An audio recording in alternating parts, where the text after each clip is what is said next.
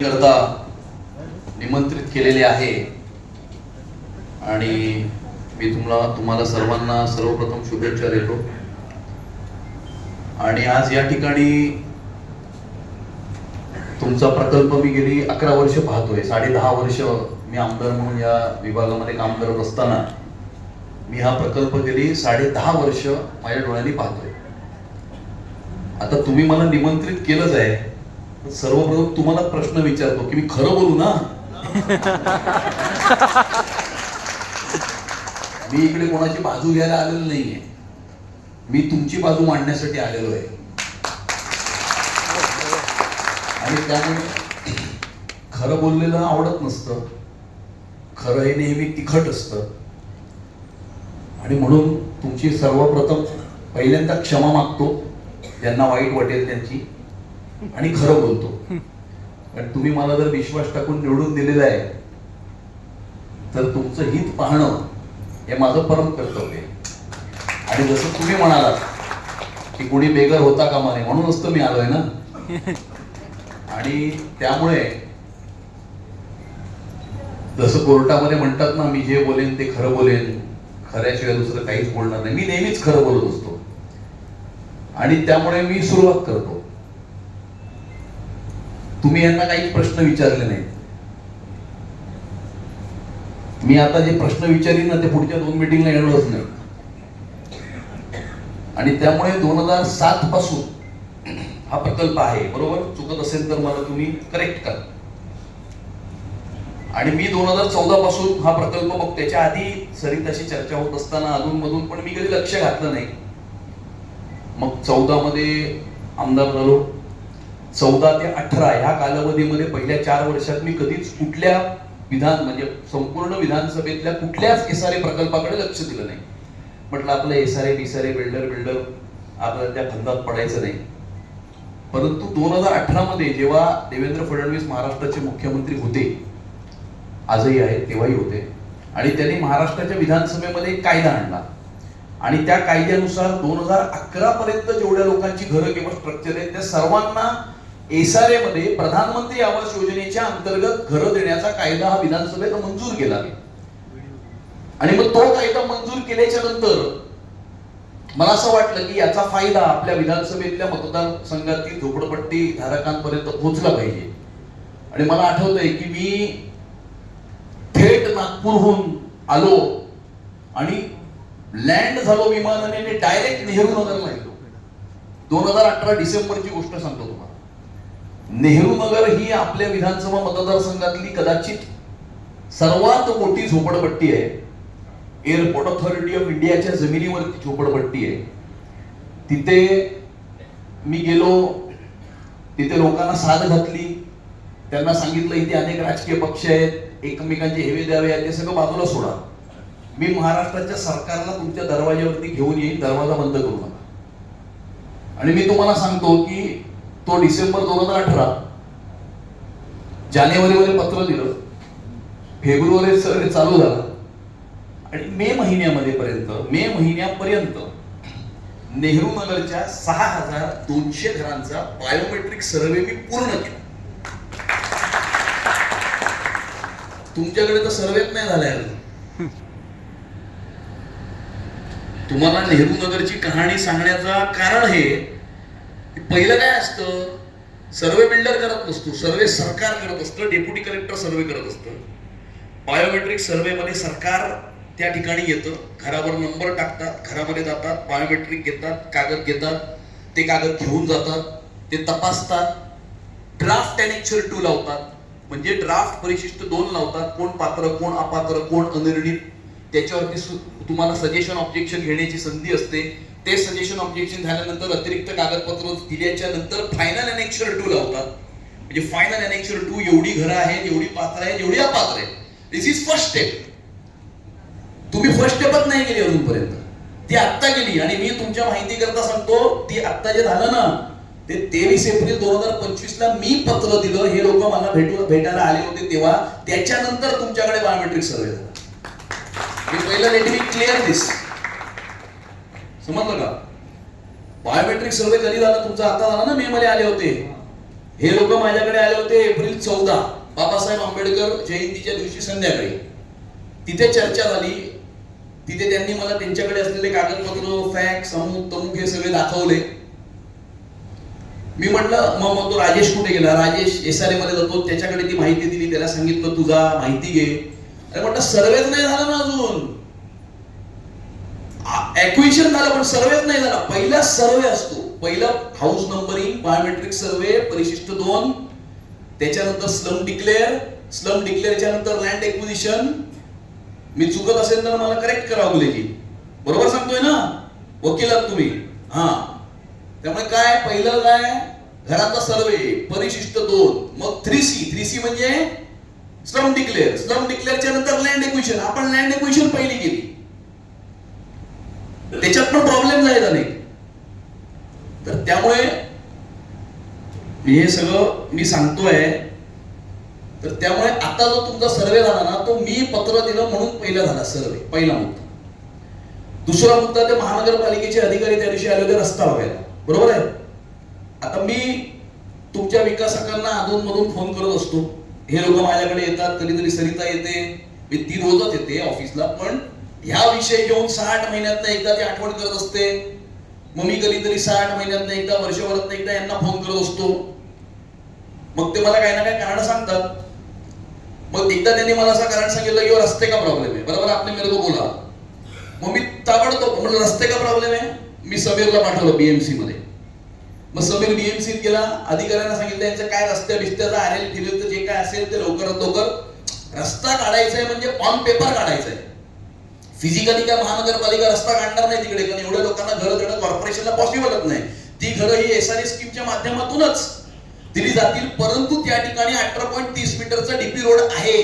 त्या रोडचं पॉइंट काय, त्याचे मार्किंग आणि हे सगळं प्रोसिजर जी असते ती सर्वे डिपार्टमेंट SRA ला पाठवणार आणि मग SRA जो आहे तो प्रकल्प मंजूर करणार.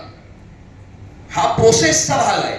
त्यामुळे ते पण कॉर्पोरेशनचे जे अधिकारी आले होते ते माझ्याच पत्रावरती आले होते. बरोबर आहे समीर? तर त्यामुळे आता हे जे 2 स्टेप झाले ना गेल्या 2-3 महिन्यामध्ये, ते मीच केले होते पहिला. मग त्याच्यावरती काही लोकांनी विरोध केला, अमुक तमुक. लोकांच्या मनामध्ये अनेक प्रश्न आहेत. तुमच्या मनात प्रश्न आहेत तसे माझ्याही मनात प्रश्न आहेत. आणि त्यामुळे माझी विनंती आहे नायरजी तुम्हाला, तुम्ही आता शांत राहा. तुम्ही काय करू नका आता. म्हणजे हे जर करायचं असेल ना तर तुम्ही शांत राहा. हे सगळ्यांच्या हितामध्ये. मला आप है डेवलपर, आपने मेहनत की है, आपके मेहनत का फल आपको मिलेगा. लेकिन आप अभी आपका दिमाग चलाएंगे ना तो आगे कुछ होने नहीं वाला है. अभी हमको हमारा दिमाग चलाने दो. हाँ, क्योंकि प्रोसेस. आणि अजून एक गोष्ट तुम्हाला सांगतो, हा प्रकल्प जो आहे, मी त्या दिवशी आलो होतो, दयानंद पण होते, सरिता होती, ते साटम पण होते आणि नार्वेकर पण होते. आणि मी आलो होतो पहिला बघायला की तुमची मीटिंग आहे. तुमच्या मीटिंगच्या समोर, मीटिंग मध्ये जर समोर तुम्हाला काही गोष्टी सांगायच्या तर पहिलं माझ्या डोक्यामध्ये फिट बसल्या पाहिजेत ना. आणि त्यामुळे मी साईटवर येऊन कुठला CTS, त्याचा मालक कोण, रस्ता कुठून जातो, कसा जातो, हे मी स्वतः साईटवर येऊन त्या दिवशी पहिलं बघितलं. आणि ते बघितल्याच्या नंतर मी यांनाही बोलवलं. मग तुमच्याकडे अजून आता नवीन नवीन काही कमिटी वगैरे झालेल्या आहेत, त्यांच्याशी बोललो काही लोकांशी. कारण मी या निष्कर्षापर्यंत पोहोचलेलो आहे. मला जर तुम्ही करेक्ट करा की ह्या सगळ्या लोकांनी एकत्र आल्याशिवाय हा प्रोजेक्ट होऊ शकत नाही, हे मी सांगतो. बरोबर है? आपका एक्विजिशन हो गया, एक्सेस किधर है एक्सेस? प्रॉब्लम नहीं है. देखो, ये आपने बोला नहीं, ऊपर से मैं बोल रहा हूं. हेनी जेवढं CTS एक्विजिशन केलंय ना त्याच्या आधारावर प्रोजेक्ट होऊ शकत नाही. Am I correct? करेक्ट. बराबर बोल रहा हूं ना? मैं गलत बोलता रहेगा तो मेरे को रोकने का. हाँ. त्यामुळे कारण त्यांना एक्सेसच नाहीये. आणि मागचे जे 2 CTS आहेत ना, नंबर काय देतात? 783-84. बघा, मला CTS नंबर पण माहिती आहे. मी किती अभ्यास केलाय. 783-784 किधर से जाएगा? जाने को जगह ही नहीं है. और जब तक जाने को एक्सेस नहीं है तोपर्यंत तुमचा प्रपोजल SRA मान्यच नाही करणार, होऊच शकत नाही. परत ते एक्विजिशन पण जे झालंय ना त्याच्यामध्ये पण अनेक विषय विषय आहेत, आता ते आता मी इथे बोलायचे नाहीये. अनेक तिकडे जागा आणि ऍक्सेस जर त्यांना हवा असेल तर मग बाकीच्यांना बरोबर घेण्याशिवाय तुम्हाला गत्यंतर नाही, हा पहिला मुद्दा. म्हणजे आणि कसं आहे, त्यांनाही जर काय करायचं असेल वेगळं तर तेही तुम्हाला बरोबर घेतल्याशिवाय वेगळं काही करू शकत नाही, हे पण सांगतो. म्हणजे आता नवीन नवीन जे काही कमिटी कोण कोण आता बिल्डर ह्याला आण त्याला आण हे सगळं चाललंय ना, ते सुद्धा ह्यांना बरोबर घेतल्याशिवाय काय करू शकत नाही, हे पण सांगतो. कारण ह्याने एक्विशन घेतलं, त्याने स्कीम टाकली तर हे ऑब्जेक्शन घेतील, ह्याने टाकली तर ते ऑब्जेक्शन घेतील. आप कल एक्विशन करने को जाएंगे तो कुरैशी आएगा कि नहीं आएगा? देखो आएगा. मैं जो बोल रहा हूं सब बराबर बोल रहा हूं, आएगा. तो जे काही ह्या प्रोजेक्ट मध्ये 4-5 स्टेक होल्डर्स आहेत. स्टेक होल्डर म्हणजे कोण? समजा एक हे आणि हे एक स्टेक होल्डर झाले, याच्या व्यतिरिक्त अजून 3 स्टेक होल्डर आहेत. बरोबर बोलतोय ना काका? हा, जागा मालक आहेत, कोणीतरी पाटलांकडनं जमीन विकत घेतली आहे ते आहेत. कारण ह्यांनी जर उद्या स्कीम टाकली, नॉर्मली समजा स्लम डिक्लेअर केलं, स्लम डिक्लेअर करायला ऑब्जेक्शन घेणार, मग ती प्रोसेस समजा ते सुद्धा आपण रेटून नेलं, समजा आपण रेटून नेलं, स्लम डिक्लेअर झाली, 3C झाली, तुम्हाला एक्विशन करावं लागणार. एक्विशन करताना नियम काय आहे की 120 दिवसाचा कालावधी जो जागा मालक आहे ज्याचं नाव लागलेलं आहे त्याला द्यावा लागतो, so that he submit scheme. त्याला पहिला अधिकार आहे, सरकार त्याला नोटीस देणार. समजा आपण एक्विशनला गेलो तर सरकार त्याला नोटीस देणार 120 दिवसाची. 120 दिवसामध्ये त्याने कागदावर जर स्कीम टाकली मग तुम्ही अडकलात. सिमिलरली त्याने वेगळं काहीतरी कमिटी दुसरा कोणीतरी तयार केली आणि तो गेला तुम्हाला वेगळं करून. आपको भी ऐसा कोई निकल नहीं सकता, चिंता मत करो. तो तुम लोग लेटर डालेंगे, बरोबर आहे ना? मग तुम्ही पत्र टाकणार, मग अडकलं. मुद्दा हा आहे की आपण जर आपापसामध्ये पहिलं तर एक नाही झालो ना, ते गेली अनेक वर्ष, किती झाली? 40 वर्ष झाली. किती? 17 सोडा, वस्ती कधीपासून आहे? 60 वर्ष. हा, त्याच्या आधीपासून ना. माझं म्हणणं असं आहे की 60 वर्ष आपण पाणी तुंबतंय, अजून पुढची 60 वर्ष पण तुंबू शकतं, काय प्रॉब्लेम नाही. लक्षात आलं का मी काय म्हणतोय? तुमच्या करता पण आहे आणि त्यांच्या करता पण आहे, सगळ्यांकरता आहे.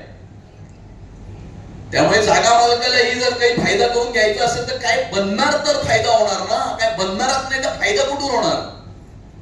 हवेमध्ये फायदा होणार का? तर त्यामुळे सगळे जर एक आले तर ही स्कीम होईल, नाही तर होणार नाही. नायरजी बरोबर आहे माझं म्हणणं, बरोबर आहे ना? तर त्यामुळे सगळ्यांना पहिले एकत्र यावं लागेल आणि ते एकत्र आणण्याकरता मी प्रयत्न करेन. मी सगळ्यांशी बोलली, अर्ध्या लोकांशी बोललोय, अर्ध्यांशी ऑलरेडी बोललोय, इथे यायच्या आधी बोललोय. आणि त्यामुळे सगळ्यांना जर फायदा करून घ्यायचा असेल, सगळ्यांना जर घरकुल योजना करायची असेल तर ते यावंच लागेल, नाही तर हे होऊच शकत नाही. कोण जर म्हणत असेल की माझ्यामध्ये कोण आलं तर मी त्याला आढावा करेन, तर तुलाही आढावा करण्याची ताकद यांच्यातही आहे ना,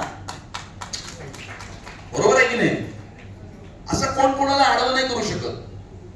आणि त्यामुळे सगळ्यांना एकत्रितपणे पहिले एका प्लॅटफॉर्म वरती यावं लागेल, तर ही घरकुल योजना पुढे जाईल, नाही तर ही जाऊ शकत नाही. हे कटू सत्य आहे. नुसत्या या 5 CTSच्या एक्विशन वरती आपण पुढे जाऊ शकत नाही. आणि म्हणून मी तुम्हाला विनंती करतो नायरजी की अभी आप शांत बैठो, मला काय करायचं ते करू द्या, मला प्रयत्न करू द्या. मी प्रयत्न करतो, मी सगळ्यांशी बोलतो. आणि सगळ्यात पहिला मुद्दा काय? बायोमेट्रिक सर्वे. तो सर्वे झाल्याशिवाय आपण कुठलीच गाडी पुढे हाकू शकत नाही. आता सर्वे तर फक्त 5 CTS आहे ना, सगळा सर्वे करावा लागेल. कारण तुम्ही नुसत्या 5 CTSच्या आधारावरती स्कीम सबमिट करू शकत नाही. आणि त्यामुळे सगळ्यांनी त्याच्यामध्ये येणं आवश्यक आहे. सगळ्यांनी तो सर्वे करून घेऊन जे काही 700, 800, 900, 1000 घरं जेवढी आहेत त्या सगळ्यांनी जर तो सर्वे करून घेतला तर पहिला टप्पा आपण पार केला. पहिला टप्पा काय? बायोमेट्रिक सर्वेचा पहिला टप्पा पार केल्याच्या नंतर मग स्लम डिक्लेअर. आता हे जे सांगतायत ना सिटी स्पेसचं, त्या सिटी स्पेसच्या पण पूर्ण केसचा मला अभ्यास आहे. हे बरोबर आहे की ग्रीन झोन वरती सिटी स्पेसच्या केसमुळे गार्डन रिझर्वेशन असलेल्या जागांवर स्लम स्कीम करण्याला मनाई होती, परंतु ती मनाई हटली कधी? 2018 साली हटली. देवेंद्र फडणवीस साहेब मुख्यमंत्री असताना जेव्हा मुंबई शहराचा डीपी त्यांनी तयार केला, म्हणजे मुंबई महानगरपालिकेने त्यांच्या देखरेखीखाली तयार केला, त्यावेळेला त्या डीसीपीआर मध्ये हे प्रावधान करून घेतलं की गार्डन जिथे आहे आणि ज्याच्यावर आता झोपडपट्टी आहे किंवा स्लम आहे त्याच्यावरती एसआरएस स्कीमला परवानगी द्यायची 65-35 रेशिओ मध्ये. म्हणजे 65% जमिनीवरती बिल्डिंग उभी राहील आणि उर्वरित 35% जागा ही गार्डन करता मोकळी सोडण्यात येईल. हे 2018 साली झालंय. आज आपण 2025 साली आहोत. तो वो रीजन चलेगा नहीं क्योंकि 7 साल हो गया. परवाची कोर्टाने ऑर्डर दिली, ते सरकारच्या निर्णयाला चॅलेंज केलं होतं, ते हटवून टाकलं. पण या 7 वर्षामध्ये प्रकल्पाला पुढे नेण्यापासून कुणीही थांबवलेलं नाहीये आणि त्यामुळे ते कारण चालणार नाही. त्यामुळे ग्रीन झोन आहे, ऍक्सेसचा प्रॉब्लेम आहे, अनेक जागा मालक आहेत, कुणीतरी कुणाची जमीन विकत घेतलेली आहे आणि तुम्ही सुद्धा एक्विजिशनची एक प्रोसेस केलेली आहे. त्यामुळे या सगळ्या स्टेक होल्डर्सला एक व्हावं लागेल. हा पहिला मुद्दा. हे सगळे जर एक झाले तर सगळ्यांचा बायोमेट्रिक सर्वे हा करावा लागेल. हा दुसरा मुद्दा. बायोमेट्रिक सर्वे केल्याच्या नंतर त्याचा एनेक्शन 2 फायनल होईल. त्याच्यानंतर 3C होईल, म्हणजे स्लम डिक्लेअर होईल संपूर्ण पट्टा. आणि सगळे जर एकत्र असले तर कुणीच कोणाचं ऑब्जेक्शन घेणार नाही. स्मूथ होईल, स्मूथ. आणि स्लम डिक्लेअर झाल्याच्या नंतर लँड एक्विजिशनला जावं लागेल. आता ज्या जमिनीवरती ज्यांचं नाव ऑलरेडी लागलंय आणि ते सुद्धा आपल्या बरोबर जर आहेत तर ती प्रोसेस अगदी विदिन 4 मंथ्स कंप्लीट होऊ शकते. पण ती कधी कंप्लीट होऊ शकते? चॅलेंजेस करणारा कोण राहणार नाही, तर मग स्मूथली सगळं पुढे होऊन जाईल. हे झाल्याच्या नंतर मग पुढची प्रोसेस. मग ते कसं करायचं? म्हणजे समजा आता हे पण आहे, तो पण आहे, ह्याव पण आहे, तो ह्याव पण आहे, ते सगळं पासून ठरवून आपण ते पासून ठरवायची आज ही वेळ नाही. आज आपल्याला एका पॉइंट पर्यंत पोहोचावं लागेल. त्या पॉइंट म्हणजे काय ठरवायचे ते क्लिअर सांगतो तुम्हाला. म्हणजे आता ह्यानी काय मेहनत केली आहे, हे आहे, तो कोणीतरी जमीन लिहून घेतली, तो आहे, अजून कोणतरी जागा मालक आहे, अजून कुठली कमिटी, काय जे काही असेल ते. पण ते करण्याची आज वेळ नाही, कारण आज करून करणार काय? आज जर कोणाला नवीन डेव्हलपर वगैरे आणायचं असेल तर आज ती स्टेज नाही. आणि डेव्हलपर आज पाहिजे कशाला? ईद, दिवाळी, क्रिसमस करायचं असेल तर डेव्हलपर येऊ शकतो, काय प्रॉब्लेम नाही. जसं जू गल्लीत झालं तसं. तुम्ही म्हणालात ना ते घर जू गल्लीमध्ये आणि प्रेमनगर मध्ये काय झालं माहितीये ना? 1500 लोक, 700 लोक घराच्या बाहेर आहेत. त्याच्यावरती विस्तारितरित्या दयानंद सांगू शकतील कसं झालं ते. आणि त्यामुळे जू गल्ली आहेच, परंतु जू गल्लीतही आता डेव्हलपमेंट झाली आहे. सरकारने नवीन डेव्हलपर अप्रूव्ह केलाय, एनसीएलटीच्या मार्फत तो नवीन डेव्हलपर येऊन आता काम सुरू करतोय. 5000 पेक्षा जास्त झोपडपट्टी वासियांची स्कीम आपल्या मतदारसंघात त्या ठिकाणी सुरू होते. परंतु सांगायचा मुद्दा हा की आपल्याला एक प्रोसेस फॉलो करून पुढे जावं लागेल. आणि म्हणून माझी विनंती आहे की आता मला सगळ्यांशी बोलू द्या. जे स्टेक होल्डर्स असतील त्या सगळ्यांना एकत्रितपणे एका टेबलवर आणण्याचा प्रयत्न मी करेन, जेणेकरून सगळ्यांचा फायदा होईल. कोण इगो पकडून जर बाजूला बसणार असेल तर कुणाचाच फायदा होणार नाही. आणि ते प्रयत्न जर माझे यशस्वी झाले तर मग आपण संपूर्ण परिसराचा बायोमेट्रिक सर्वे करून घेऊ. तुमचा उरलेला आपण करूच, काही प्रॉब्लेम नाही. पण सगळ्यांना एकत्रित घेऊन संपूर्ण परिसराचा बायोमेट्रिक सर्वे करून घेऊ. फायनल एनेक्शन 2 लावू. मग 3C ला अप्लाय करू. हे बघा, बायोमेट्रिक सर्वे काय 2-3 महिन्यात संपूर्ण परिसरात आपण करू शकतो, काय प्रॉब्लेम नाही. मी नेहरू नगरचा सर्वे 4 महिन्यात कंप्लीट केला आणि विदाउट डेव्हलपर. 6200 घरं नेहरू नगरची आणि 1700 घरं इंदिरानगर, शिवाजीनगर, जीवतारा रोडवर आहेत त्याची 8000 घरांचा बायोमेट्रिक सर्वे विदाउट डेव्हलपर मी कंप्लीट केलेला आहे. आणि तुम्ही आधी हे करत असाल ना की मी आधी येऊन खाली का बसतो, हे वर बसले मग मी वर आलो ते खाली का गेले, कारण मी आजपर्यंत कुठल्याही डेव्हलपर बरोबर स्टेज शेअर केलेला नाही, म्हणून हे असं केलं. मी कोणाची जो बरोबर असेल त्याला मदत करू ना, काहीच प्रॉब्लेम नाही, नाही केली आहे, काही प्रॉब्लेम नाही, सगळ्यांना मदत करू, कारण माझा कुठला वेस्टेड इंटरेस्ट नाही. तो राजेश केकण बसला इथे, 1000 घरांची स्कीम आहे त्यांची, समतानगर, जुनेदनगर, खजूरवाडी, किती 25 वर्ष रखडलेली स्कीम आहे.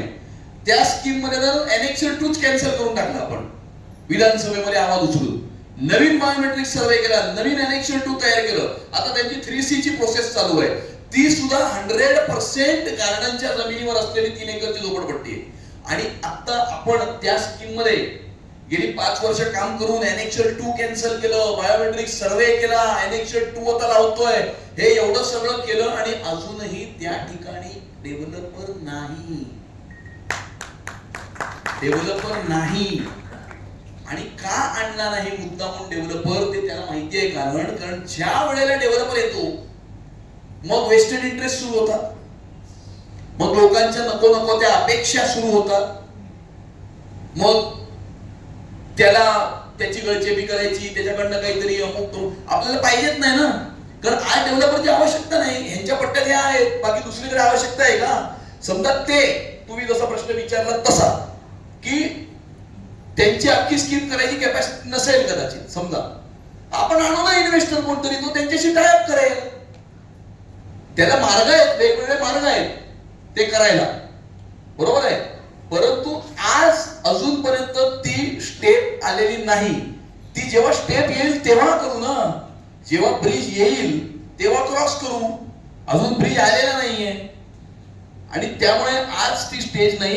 आज फक्त आपल्याला सर्वांना, जेवढे स्टेक होल्डर्स आहेत, म्हणजे तुम्ही आहात, अजून कोणी आहे, अजून कोणी जागा मालक आहे, अजून कोणाचं नाव लागलेलं असेल, हे सगळे एका प्लॅटफॉर्मवर जर आले तर आपण पहिला बायोमेट्रिक सर्वे कंप्लीट करू. तो 2-3-4 महिन्यामध्ये बायोमेट्रिक सर्वे होईल, त्यानंतर 3C ला टाकू, ते अजून 2-3-4 महिन्यामध्ये, म्हणजे सगळे एकत्र आले तर आपण पुढच्या 6 महिन्यामध्ये लँड एक्विजिशनच्या परिस्थितीमध्ये जाण्याच्या परिस्थितीत असू, 6 ते 8 महिन्यात. परंतु सगळ्यात मोठा प्रश्न अंडरलाईन करून सांगतोय, सगळे एकत्र आले पाहिजे. त्यामुळे सगळ्यांनीच आपला जो काही इगो फिगो जो काही असेल, कारण जर आपल्याला आपल्या भविष्यातल्या पिढ्या या नवीन 305 फुटाच्या घरामध्ये, बिल्डिंग मध्ये राहण्याचं जर स्वप्न असेल तर आपल्याला हे सगळं बाजूला सोडून एकत्र यावंच लागेल, यावंच लागेल. आणि ही गोष्ट जोपर्यंत आपल्याला समजत नाही, जसं नेहरू नगर मध्ये मी गेलो होतो, नेहरू नगर मध्ये एवढं राजकारण आहे, सगळे राजकीय पक्ष आहेत, सगळ्यांनी आपले राजकीय हेवे दावे बाजूला ठेवून तो सर्वे केला. की तो सर्वे काय बीजेपी करते, आमदार करतोय वगैरे, असं नाही, सरकार सर्वे करताय ना. आता सुद्धा सरकार सर्वे करणार ना. आणि सर्वे केला म्हणजे काय, आपलं काय सगळं कोणाचं गेलं असं कोणाला वाटण्याची कारण नाही. लोक तुम्हाला मी अजून एक सांगतो छोटासा किस्सा. मला एका व्यक्तीने 2018 मध्ये सांगितलं, अरे तू वेडा झाला का, सर्वे करतोय, 2019 ला निवडणूक आहे, लोक विरोधात जातात सर्वे मध्ये, पात्र अपात्र होतं. आम्हाला कॉन्फिडन्स होता ना, आपण केला सर्वे आणि निवडूनही आलो 19 आणि परत 24 ला आलो. आणि त्यामुळे सर्वेला लोक घाबरतात.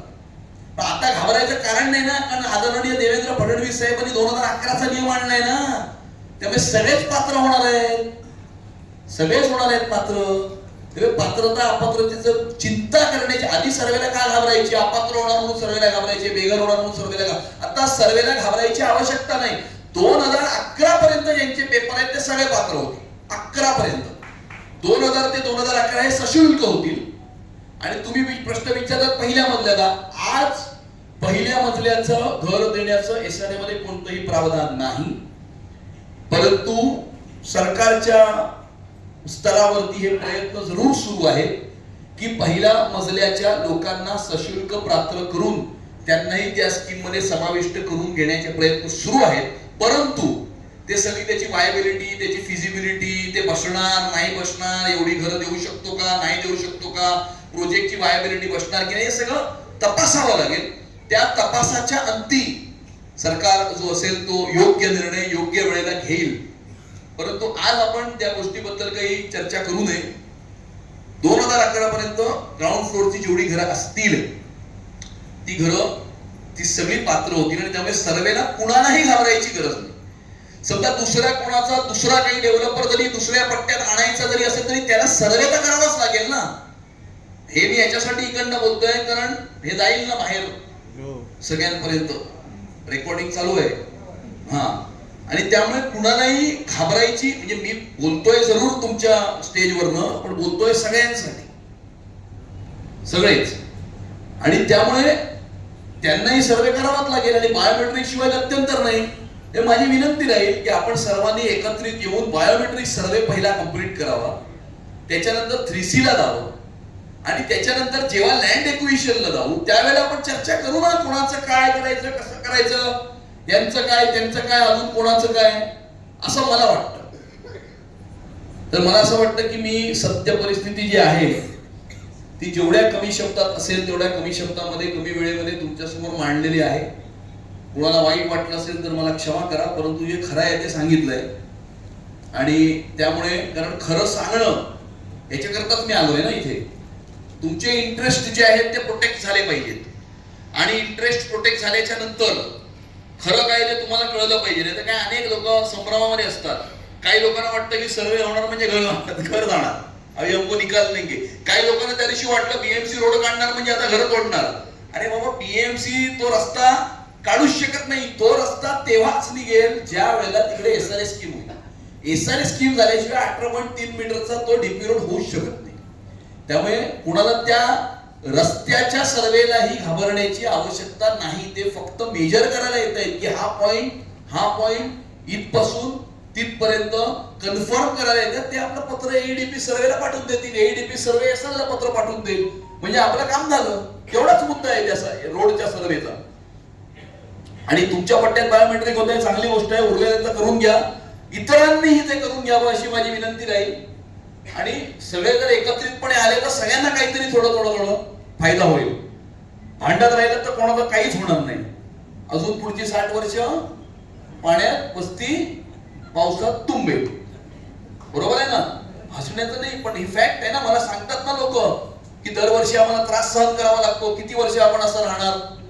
आणि त्यामुळे काहीतरी भविष्याचा चांगला विचार करून सगळ्यांनीच, तुम्ही पण, दुसरी कोण कमिटी असतील ते, जागा मालक, अजून कोणी जमीन काय नाव लिहून घेतली, पैसे देऊन कोणाला, सगळ्यांनी एकत्रित यावं अशा प्रकारची विनंती मी तुम्हाला सर्वांना करतो. तुम्हाला सर्वांना मी खूप खूप शुभेच्छा देतो आणि इथेच थांबतो. जय हिंद, जय महाराष्ट्र.